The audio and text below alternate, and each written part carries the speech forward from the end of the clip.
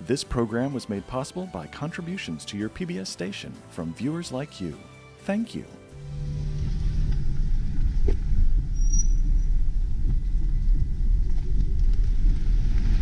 So today we've got the bathrooms are being tiled,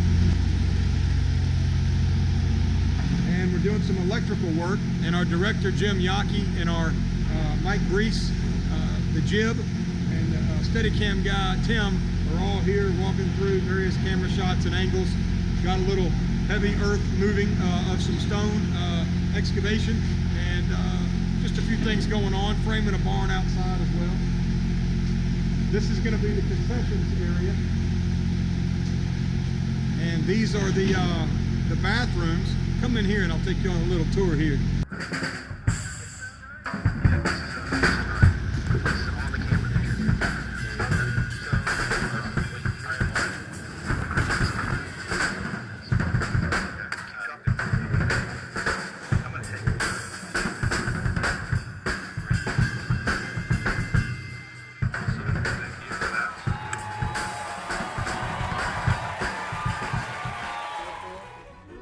Well, as a director of a production, any production,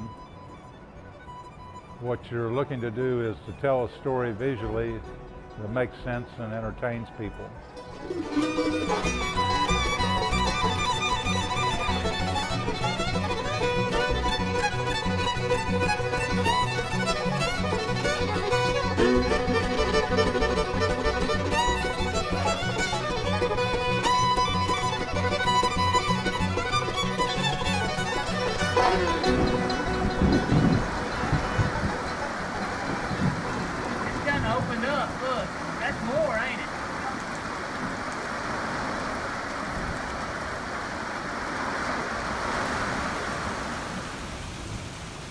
What's it doing right now?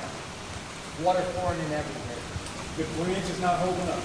So our 2 inch pump has been overwhelmed, the 3 inch is overwhelmed. We can't keep up with this water. It's rainiest February in the history of the world. We're opening up in 2 weeks, 3 weeks. And I think we're looking at freaking bluegrass underwater, man, and not bluegrass underground. Oh, man, would you mind? Just cut this off, please, for a minute. Call Temple, dude. Seriously.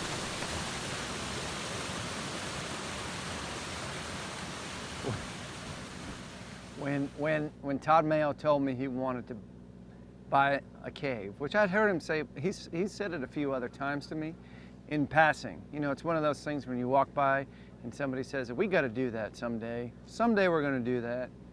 But with Todd Mayo, when he says someday we're going to do it, that day actually comes and it's a reality. And there was a day we were in the car together and he looked at me, he said, it's time, we got to do it. Find somebody, make it happen. And that's what my job is to do for Todd, is to make things happen. So I made a couple phone calls and he made some phone calls and we found a cave. So many times in life you start with the ideal and you kind of work your way down to reality. And it was 10 years ago this month, as a matter of fact, 10 years ago next week, a week from today, that I walked down into a cave for the first time. Had never been in a cave in my life. And, you know, had the idea, created Bluegrass Underground, yada, yada, yada. Here we are, taping season 8. And that was a wonderful, wonderful reality. But it wasn't ideal in terms of the production for Bluegrass Underground and for a lot of the patron experience. So here we are, literally we started with reality and we've made it ideal. We found this cave about a year and a half ago and had a wonderful vision for it. And you know, we say the gist is, we used a lot of gist. We brought in geologists and biologists and hydrologists and archaeologists. The first thing we needed to do was to find out, is this cave from a geological perspective structurally sound for what we do? And when we first walked in where the stage is now, I could touch the ceiling. That's how much dirt was moved out. You know, they talk about Michelangelo's David, and he said that David was always in there. I just had to get all that marble out the way, you know, and this cave was always there. We didn't use any dynamite or blasting. All we did was almost archaeologically, like just unearth this, a little bit, a bucket load at a time. And I didn't really know what it was going to look like. I knew where the floor was because we had to bring in geologists and hit rock bottom. And at that point, it became a matter of excavating, or somebody said it was like hunting for buried treasure. And the buried treasure is this amazing room, the Caverns, historically known as Big Mouth Cave. But really, it's like underneath all the flotsam and jetsam of, you know, thousands and tens of thousands of years. Once we excise that, here's this amazing venue. And so the thrill of it was the sense of discovery, because I didn't really know what it was going to look like. I will be singing like an angel till I'm 6 feet deep. I found myself an omen and I tattooed on a sign. I set my mind to wandering there, walking broken line. And now you have a mind to keep me quiet, and all that you can try. Bigger men have hit their knees and bigger men have died. I'm on a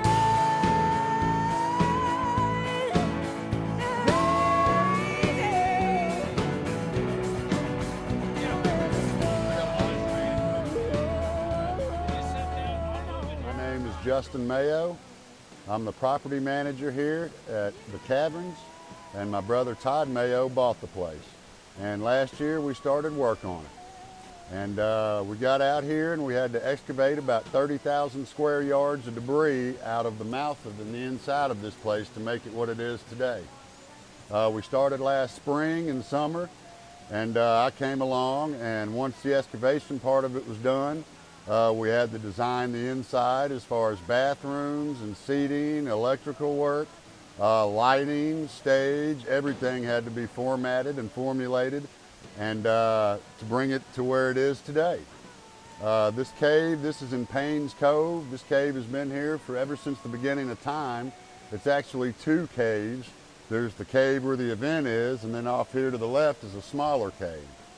And there's two rivers that meet right at the mouth of the cave, and that was our biggest logistical feat, was trying to figure out what to do with all the water that carved out this cave.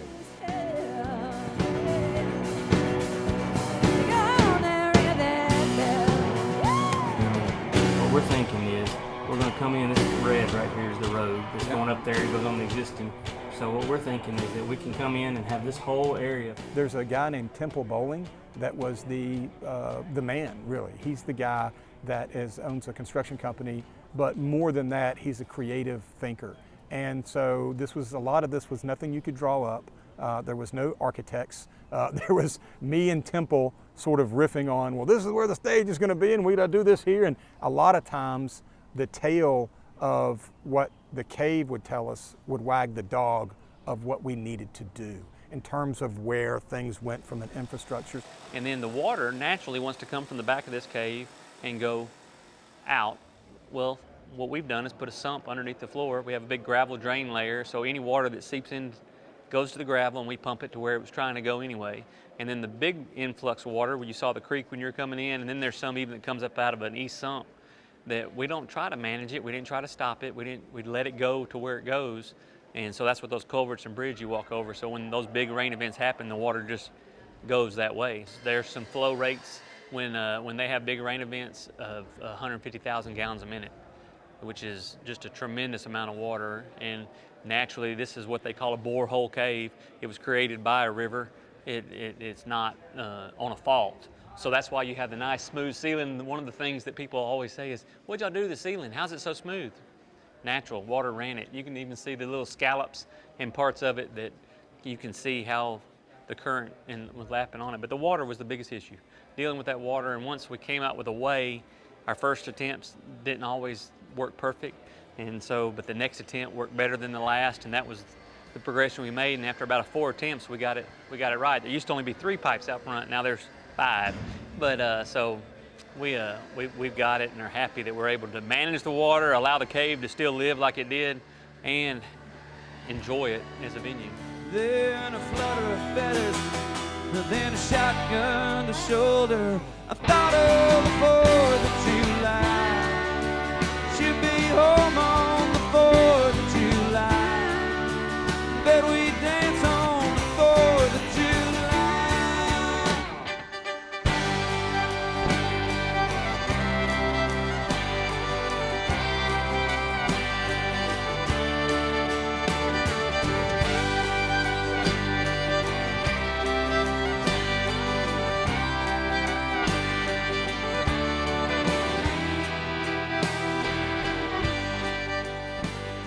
So as a director, I'm allowed to input to the point of how many cameras I feel is necessary to cover a certain stage, a certain production with a certain number of people.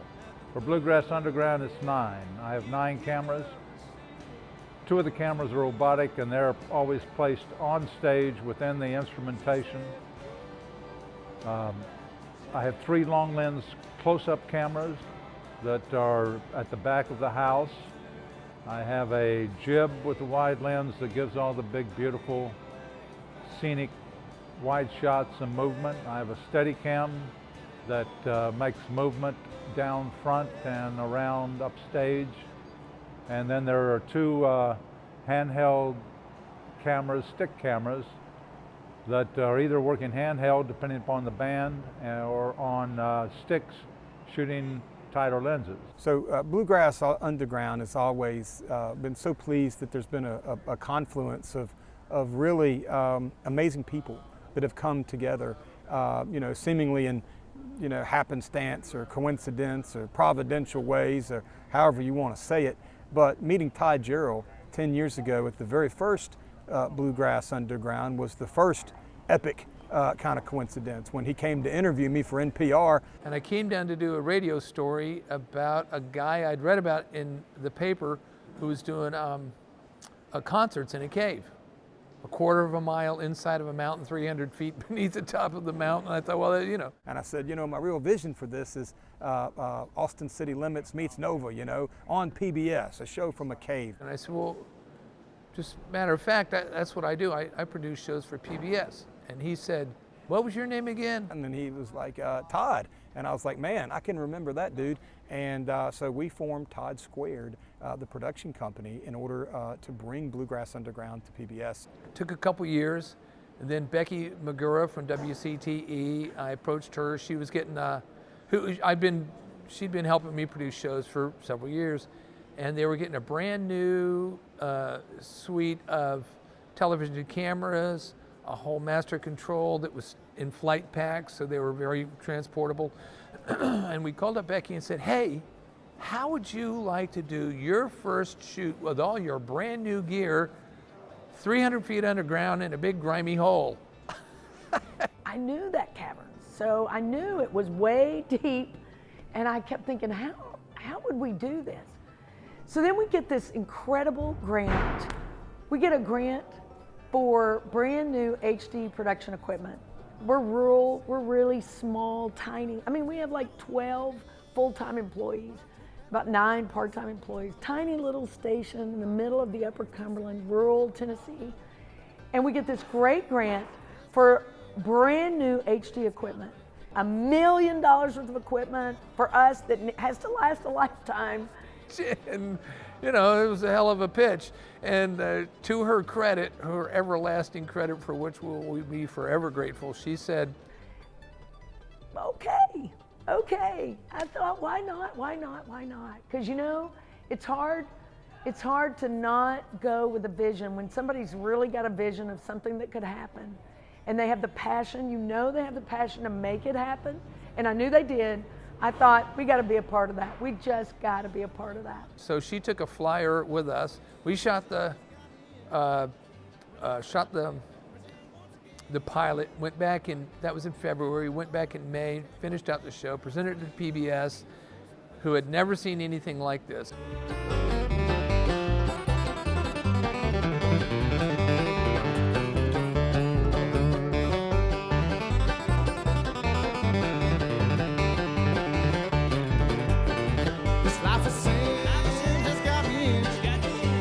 Got the bank in prison once again. Here's my only phone call to contact my daddy. And the whole idea from the beginning has been, we're not trying to do anything with this room that it's not already. Like the dirt got moved out, the rock stayed exactly like it is. The whole thing was tested out. They drilled 10, 12 feet up into the ceiling. They put cameras up there. They see the layers of rocks. We put in pins throughout the place to strengthen everything in the walls and in the ceiling. We've tightened the whole place up. So then it was about, okay, how to make this a venue. We brought in computer-assisted design machines, drawing machines, mapped out the whole caverns, decided exactly where all the pipes need to go in, so where the drill points are. Had to bring in a special crew to drill all the holes, cement in or epoxy in the hang points. Well, we're taping for PBS here at the Caverns because we're in a cave, plus we're working with high-level artists. We've got a lot of people here. We've got everything from the stage crew. My name is Carly Hannigan. I'm the floor director and the stage manager. The moving parts that are more difficult is getting the band actually on and off stage, which we have to do it through the crowd, through the audience that's here. Getting band gear on, getting band gear off, getting a band on, getting a band off, through screaming fans who just want autographs and just want to, or go get a beer, go to the bathroom. To the lighting department, which is top notch. On anything like this, you paint the scenery, whatever it may be, with light, or you can't see it. It's not a huge amount of equipment. It's just, you know, you put it on the cave and in the right way, you paint it from the right angles. We use white light, basically, a little warm here and a little cooler there, but it's basically white light and white light on the performers and a little color in the background just for variation. And I appreciate the fact that I didn't get this opportunity until I was really older and experienced, so that I had the discipline to let it be itself and not try to impose my own silly ideas on it. It's great as it is, and we just need to let it be that. And yeah, we come from Havana, Cuba.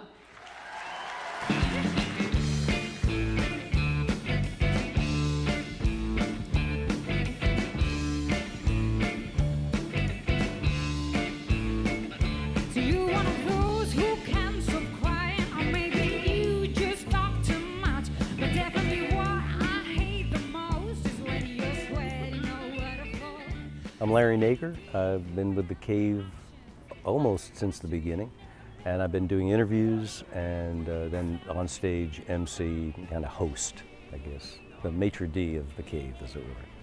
I take the word host literally, in that it's like you're hosting people at your home. You're hosting people, you know, wherever you are, and you're kind of you're easing them in, you give them the information they need, the restrooms and that kind of thing, but it's also, part of it is, I love this place. That's why I'm here. I think that's why everybody's here, and I think that's what makes this place so special. The crew, the bands have this like awe, you know, jaw-dropping, childlike thing when they come in here, and that's the joy, I think, for the people who work here, is they see that. There's always something to do. My job is technically associate producer, artist relations, so my job is to be there for the artists. But yesterday, I was running around fixing computers and making sure people had flashlights and mops and cleaning bathrooms, and everybody does everything. I think that's what makes us a family, is we all kind of pull together and just like pick up pieces as they fall, and it all comes together. But even after the Cave shows are done being taped, my job still keeps on continuing, which is doing licensing and, you know, making sure that we have lyrics for the closed captioning. So my job continues on and on and on, even when the Cave show is finished.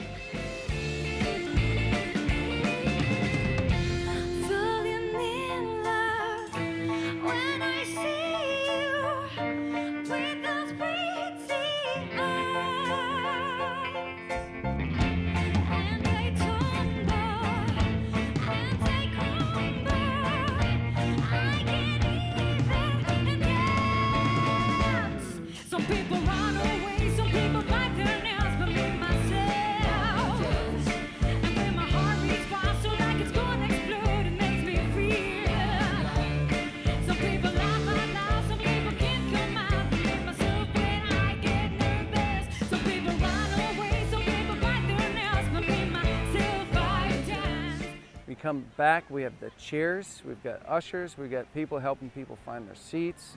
We're big Sam Bush fans. We go to Telluride every year, so we wanted to come check this out. I think this will be really intimate. I'm really looking forward to hearing what the acoustics are like in there and just kind of the whole vibe of the room. We drove up about, I guess, 2.5, 3 hours from Atlanta today. You may try to have a perfect life. This you cannot do. This is amazing. This you cannot do, though you may try. It may look like others have this life, this perfect state of bliss. But if you scratch the surface, there is something that you missed. Audio is top notch. My name is Andy Kern. I'm the audio producer for Bluegrass Underground for PBS. Recording wise, we have about 50 channels or so, 50 to 55 channels usually, coming from in the cave. And so those are split 3 ways to front of house monitors and broadcast. This you cannot do. We also have the production truck where the feed from those cameras inside the cave is coming out. And these folks inside, there's shaders, there's director up there, the assistant director, there's lighting people in there, there's audio people in there, all in this truck that's on site. It's pretty amazing in there. I was just walking down to the cave a minute ago and took a picture of the whole camera crew out there just enjoying each other's company, hanging out. And you know, there's some of the best live music shooters in North America. And they all want to be here every year. And it's the same people every year come back, the same engineers, the same shooters, the same color guy, the same director, the same lighting people, the same board operator. It's like a little family reunion. We've got concessions crew.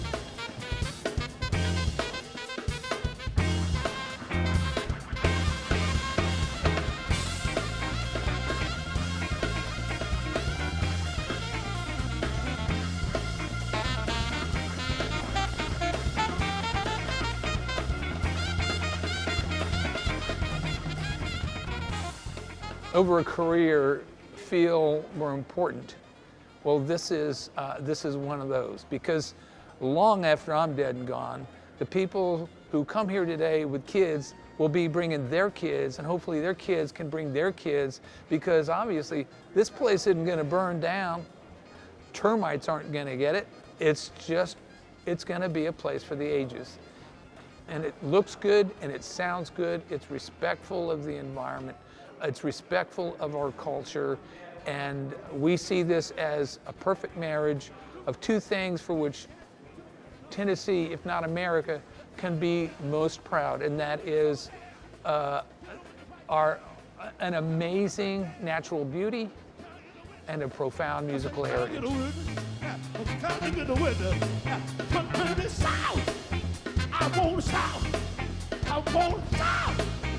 I got South people.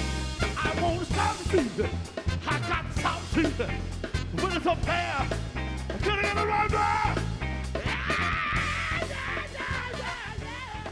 there. Parking people. We've got security people. We've got ticket people. We've got, it just keeps going on. We even have a bus driver, because we've got a Magic Cave bus that helps shuttle people around. And that's a good baseline of what makes the Caverns gears move. This happened about 5 years ago. My son was 5. I was sitting there working on the computer one night, and he was watching the Prince of Egypt. Moses was in a cave. I wasn't paying attention, but Moses was saying on the cartoon, "I am that I am." God was saying, excuse me, "I am that I am," to Moses in a cave on this cartoon. And Jackson turns around and says, "Daddy?" And I said, "Yes, son." He said, "Did you know God can speak to you in a cave?" And I had to answer honestly, having never thought about it like that before. But in a split second, I said, "Yeah, I did." And he said, "You did?" And I said, "Absolutely I did. You want to know how?" And he said, "Yeah." And I said, "Because he spoke to me." "He did?" And I said, "Yes." "Do you know when?" And he goes, "No." And I said, "Bluegrass Underground, boy." And he was like, "Oh, yeah. But I never will forget that. And I never thought of it in that context. But I do now. And I look back on it, and I look at how the Spirit, the Holy Spirit, the Great Spirit, God, the Creator, whatever it is, how it's impacted my life through the people that I've met in that cave and all these, I always say, what's the difference between serendipity or providence or coincidence or a chance meeting or whatever you want to say? It's just different words for the same thing. If you're agnostic, I don't care about you. It's the same thing. It doesn't matter what you call it. But there is that thing. There's that something. And that's that same something you feel when the music brings to me, and it always has. And it's what nature brings to me. It's what people bring to me. So you take great people and music and the spirit in an environment like a cave. It's transcendent. Bam! Can we hit the quit? Yeah. I said, bam! Yeah. I want you to hit the quit. Yeah. I said, bam! Yeah. I need you to hit the quit. Yeah. I need you to hit the quit. Yeah.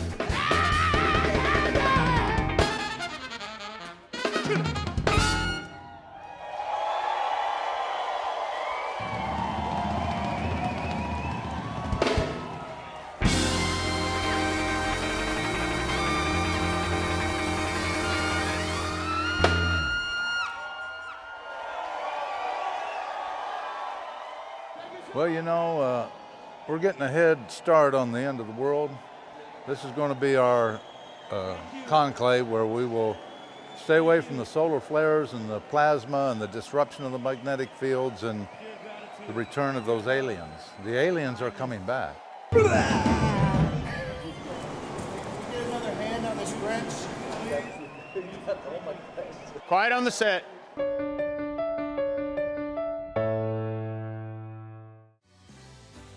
This program was made possible by contributions to your PBS station from viewers like you. Thank you.